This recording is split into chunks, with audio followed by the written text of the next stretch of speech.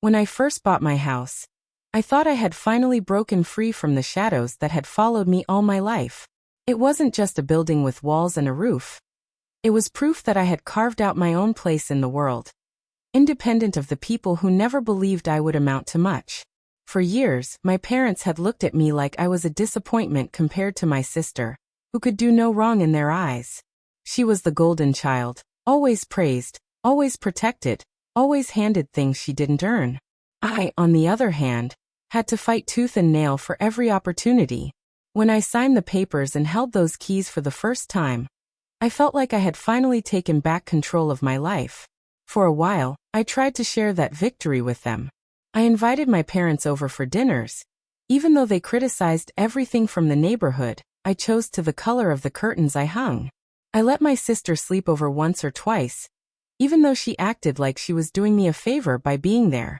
I swallowed the bitterness because deep down, I thought maybe if I kept showing them what I had built, they would finally respect me.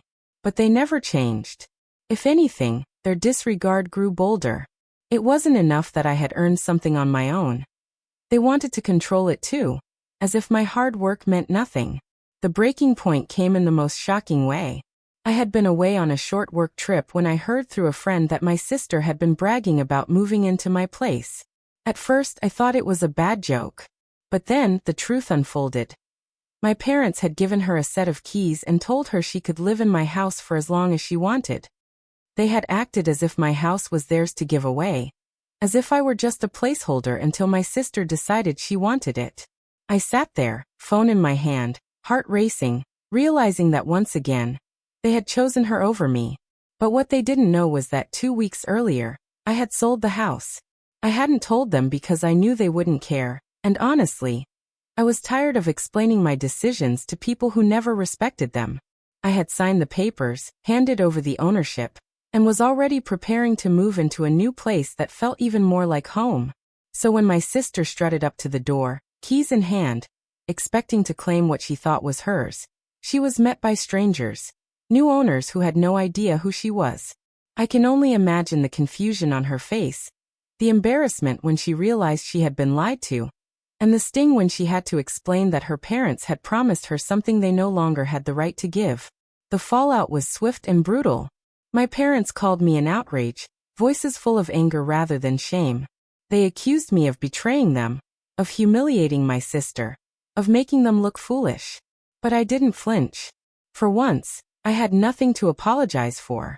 I calmly told them that it had been my house, my decision, and my life, and if they thought they had the right to hand my hard work to someone else, then they were the ones who needed to reflect, not me. Their silence on the other end of the line was louder than any argument. They weren't used to me standing up for myself. After that day, I felt lighter. The weight of constantly trying to earn their respect lifted off my shoulders. I moved into my new place with no intention of sharing the address with anyone who had treated me like I didn't matter. For once, I allowed myself to enjoy my success without waiting for their approval. I decorated my new home the way I wanted, filled it with the things that made me happy, and surrounded myself with people who actually valued me. The contrast between that joy and the emptiness of their favoritism was like night and day. I don't know if my parents or my sister ever truly understood the lesson that day. Maybe they sat around blaming me, painting themselves as the victims. Maybe they still whispered,